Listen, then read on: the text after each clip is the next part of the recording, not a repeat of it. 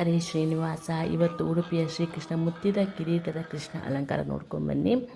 ಆನಂತರ ಶ್ರೀಪಾದರು ಮಾಡುವ ಪೂಜೆಗಳನ್ನೆಲ್ಲ ನೋಡ್ಕೋತಾ ಬನ್ನಿ. ಭೋಜನ ಶಾಲೆ ಆಂಜನೇಯ ದೇವರು, ಚಂದ್ರಶಾಲೆ ದೇವರು ಎಲ್ಲರನ್ನು ನೋಡ್ಕೊಂಡು ಬನ್ನಿ. ಆನಂತರ ಕಾಣಿಯೂರು ಶ್ರೀಪಾದರು ಸಂಚಾರದಲ್ಲಿದ್ದಾರೆ. ಈಗ ಅಲ್ಲಿಗೆ ಹೋದ ಕೆಲವು ಸ್ನ್ಯಾಪ್ಸನ್ನು ಹಾಗೂ ಪರಿಮಾರ್ ಶ್ರೀಗಳ ಕೆಲವು ಪಟ್ಟದ ದೇವರ ಪೂಜೆಗಳನ್ನೆಲ್ಲ ಹಾಕ್ತಾ ಬರ್ತೀವಿ, ನೋಡ್ಕೋತಾ ಬನ್ನಿ.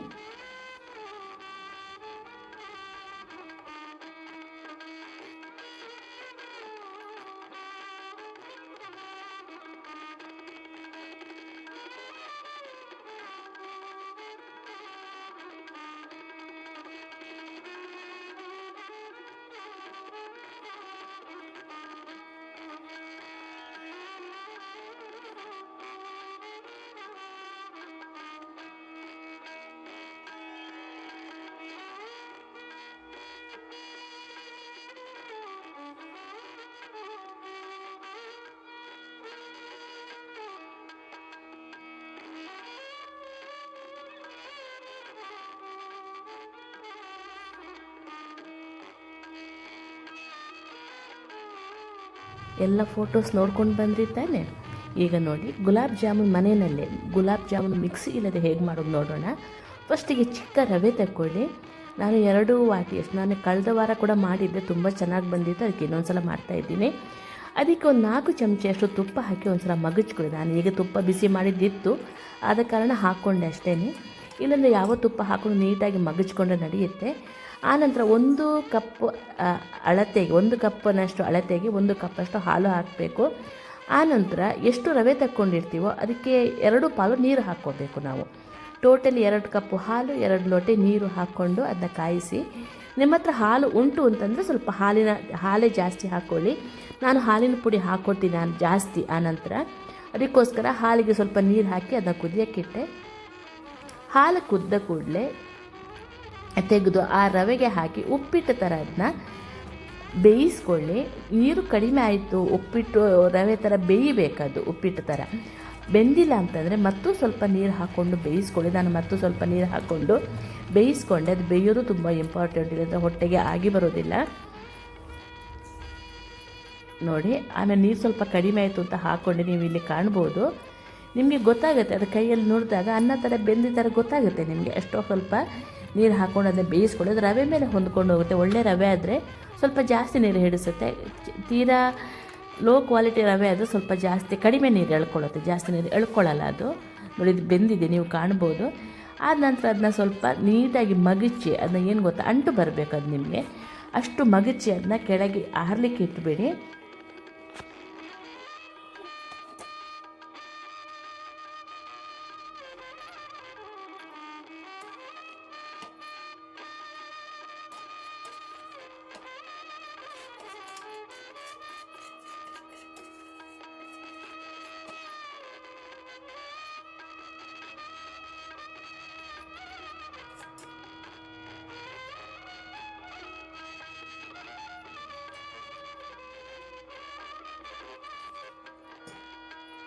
ಅದು ಆರುವ ಹೊತ್ತಲ್ಲಿ ನಾವು ಈ ಕಡೆಯಿಂದ ಸಕ್ಕರೆ ಪಾಕ ಮಾಡ್ಕೊಳ್ಳೋಣ.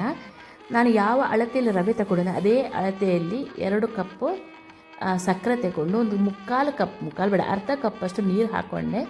ಹಾಕಿ ಅದನ್ನ ಪಾಕಕ್ಕಿಟ್ಟೆ. ಈ ಕಡೆಯಿಂದ ರವೆ ನೋಡಿ ಸ್ವಲ್ಪ ತಣ್ಣಗಾಗ್ತಾ ಬಂತು. ಅದಕ್ಕೆ ಸ್ವಲ್ಪ ಉಪ್ಪು, ಒಂದು ಅರ್ಧ ಚಮಚೆ ಬೇಕಿಂಗ್ ಸೋಡಾ, ಆನಂತರ 2 ಪ್ಯಾಕೆಟ್ 10 ರೂಪಾಯಿದ ಅಮೂಲ್ ಪ್ಯಾಕೆಟ್ ಬರುತ್ತಲ್ಲ, ಅಥವಾ 1 ಕಪ್ ರವೆಗೆ 1/4 ಕಪ್ಪಷ್ಟು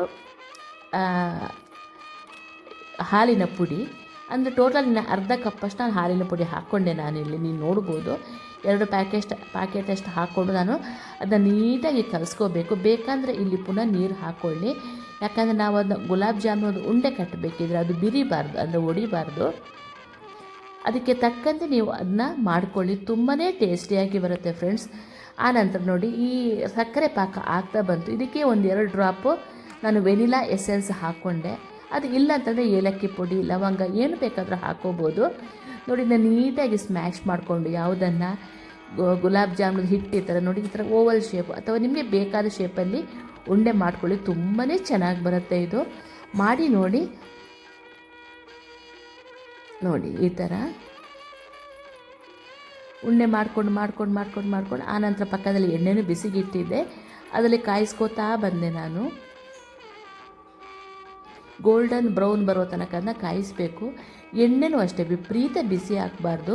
ನೋಡಿ, ಈಗ ನೋಡಿ ಹಾಕಬೇಕಿರೋ ಸ್ವಲ್ಪ ಗುಳ್ಳೆ ಬಂದಂಗೆ ಇರಬೇಕು. ಜಾಸ್ತಿ ಗುಳ್ಳೆ ಬಂದಂಗಿದ್ರೆ ಅದು ಒಳಗೆ ಬೇಯೋದಿಲ್ಲ, ಅದು ಹೊರಗೆ ಕೆಂಪಾಗಿಬಿಡುತ್ತೆ. ಆ ಥರ ಆಗಬಾರ್ದು. ನೀಟಾಗಿ ಸ್ಲೋ ಫ್ಲೇಮಲ್ಲಿ, ಅಂದರೆ ಒಂದು ಮೀಡಿಯಮ್ಗಿಂತ ಸ್ವಲ್ಪ ಕಡಿಮೆನೇ ಇರಲಿ ಬೆಂಕಿ, ಕರಿತಾ ಬನ್ನಿ. ಒಳಗೆ ಕಂಪ್ಲೀಟ್ ಬೇಯಬೇಕದು, ಅದು ತುಂಬ ಇಂಪಾರ್ಟೆಂಟ್ ಇದರಲ್ಲಿ. ಚೆನ್ನಾಗಿ ಬೆಂದರೆ ಚೆನ್ನಾಗಿ ಸಕ್ಕರೆ ಪಾಕ ಕೂಡ ಎಳ್ಕೊಳ್ಳುತ್ತೆ ಆಮೇಲೆ.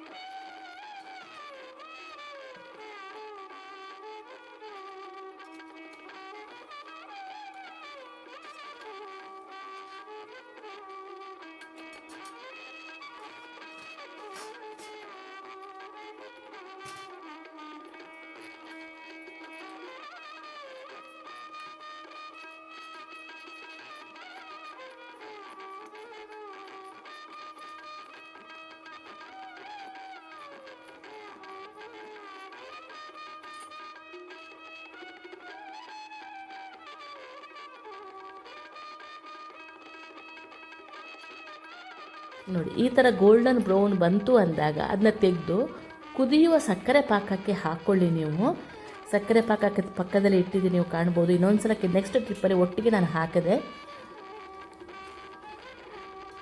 ವೆನಿಲಾ ಎಸೆನ್ಸ್, ಅಥವಾ ಮತ್ತೊಂದು ಸಕ್ಕರೆ ಪಾಕ ಕುದಿಬೇಕಿರೋ ಒಂದು ಅರ್ಧ ನಿಂಬೆಹಣ್ಣು ಹಾಕ್ಕೋಬೇಕು. ಇಲ್ಲಾಂದರೆ ಅದು ಕ್ರಿಸ್ಟಲೈಸ್ ಆಗುತ್ತೆ, ಅಂದರೆ ಕಾಳು ಸಕ್ಕರೆ ಥರ ಕಾಣಿಸುತ್ತೆ, ಅದು ಕಾಣಿಸ್ಬಾರ್ದು ಅಂತಂದರೆ ಒಂದು ಅರ್ಧ ಚಮಚೆಯಷ್ಟು ನಿಂಬೆಹಣ್ಣು ಹಾಕ್ಕೊಂಡಿದ್ದೀನಿ ನೀವು ಕಾಣ್ಬೋದು.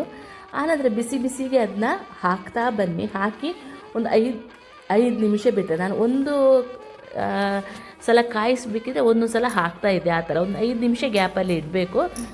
ನೋಡಿ ಹೇಗಾಯಿತು ಹೇಳಿ ಫ್ರೆಂಡ್ಸ್. ಈ ವಿಡಿಯೋ ಇಷ್ಟ ಆದರೆ ಲೈಕ್, ಶೇರ್, ಕಮೆಂಟ್ಸ್ ಮಾಡೋದನ್ನು ಮರಿಬೇಡಿ. ಸಬ್ಸ್ಕ್ರೈಬ್ ಮಾಡ್ಕೊಂಡು ನೋಡಿ.